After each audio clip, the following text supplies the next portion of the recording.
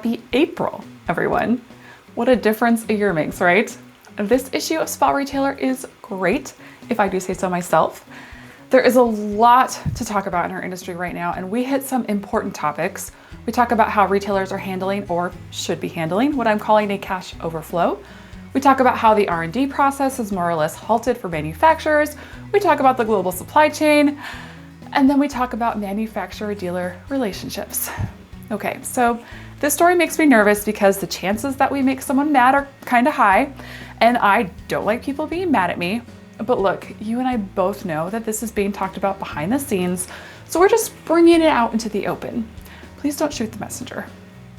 We've seen spa OEMs work hard over the last 10 years to fill in their lines with all the price points a dealer could need, undoubtedly hoping their brand is the only one on a floor with no cross-aisle competition.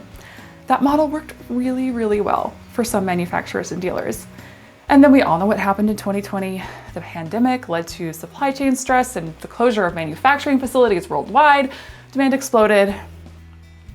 I have talked to few retailers, although there have been a few, who stuck with a single brand in 2020.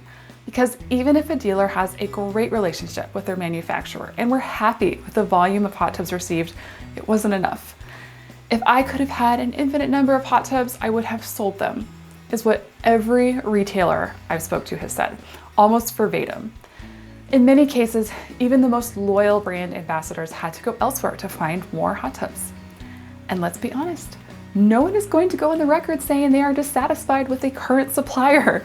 That doesn't serve their interests. No one will speak openly about subpar treatment in the midst of chaos.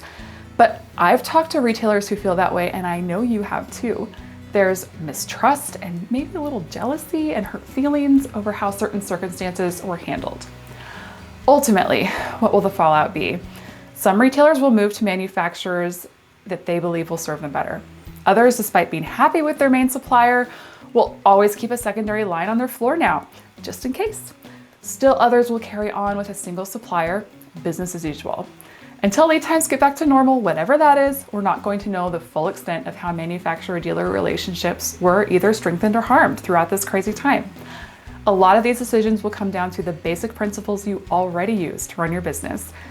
There's going to be a lot we can take and learn from running businesses through the pandemic, but it probably isn't time to start abandoning fundamentals or suppliers that got you here. If you aren't caught up on the SpaRetailer podcast, I would encourage you to do so. There have been some really great episodes lately, if I do say so myself. Thanks for watching. Bye.